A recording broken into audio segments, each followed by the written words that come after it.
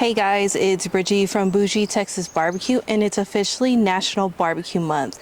So why not kick off this month with a brisket chop recipe, but we're gonna make it a little bougie. Traditional brisket chop is exactly what it sounds like, and it's usually with the end pieces of the brisket that's chopped up and tossed in some barbecue sauce. Typically served as a sandwich, but I've seen them in tacos too. Now I know groceries are super expensive, especially brisket. Brisket prices right now are insane. So I'm gonna show you how I turned this $40 brisket into money. Let's get into the recipe. Now I'm not gonna do too much to this brisket. I'm just gonna trim off any flimsy pieces that will overcook, but do not throw them away, and any hard fat that won't render. I am gonna keep most of the fat on the fat cap because usually these smaller briskets, especially a choice cut, don't come with the biggest fat cap. So I want to keep as much fat as I can to not only protect the brisket, but to have a true chopped brisket sandwich, it needs some fat in there. So now it's just time to season it up. Traditionally, I just use salt and pepper, but because I'm gonna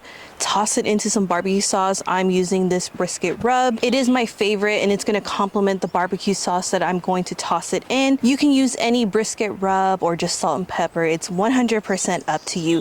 The most important part of this recipe is the cook and the rest. Now that I'm done seasoning my brisket, I'm just going to pat the seasonings. Do not rub. Make sure to pat them in and let it do a quick dry brine while my smoker heats up.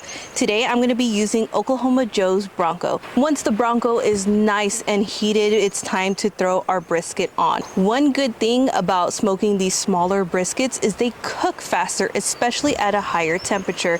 If you have all day and have nothing else to do, be my guest. Cook it low and slow.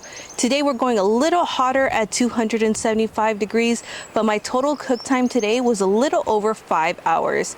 You definitely can't beat that. Pro tip for my Oklahomies who are just starting their barbecue journey: make sure your smoker is up to temp and you adjusted your dampers before walking away. Because the Bronco is more of a direct heat cook, those numbers can climb very, very fast. So make sure everything is adjusted before walking away. Also, do not open the lid. The first 4 hours are the most important part of the cook.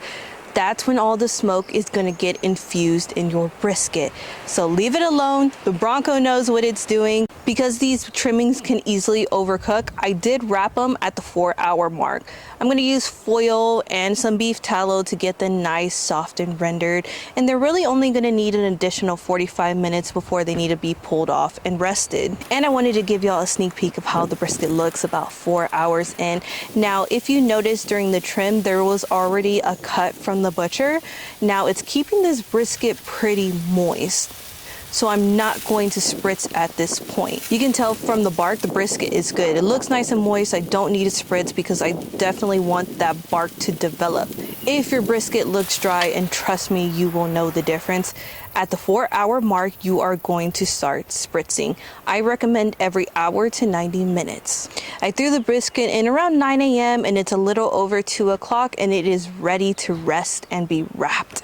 I think the most biggest mistake out there is pulling your brisket out at a certain number like 200 to 203 versus going probe tender. I use a thermometer. You can use a fork, a knife, whatever you want, and you're basically going to poke your brisket. When it feels soft, like you're poking a cake or poking into room temperature butter, there should be no resistance at the time of probing.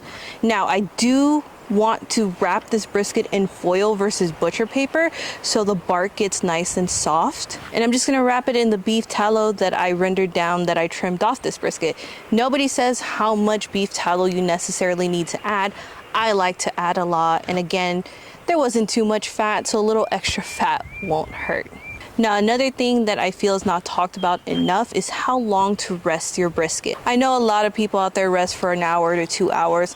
Honestly, I rest my brisket at room temperature. You can also rest it in a cooler until dinner time. So since I pulled it off a little bit after 2 o'clock, I'm gonna slice it around 6 o'clock. So that's a 4-hour rest. In my opinion, the best slicing temperature is between 145 to 150 degrees internal. If you cut into your brisket when it's too hot, what's going to happen is all those connective tissues that you took all that time to render down is going to tighten back up, and those juices are going to run out, leaving you with a dry and tough brisket.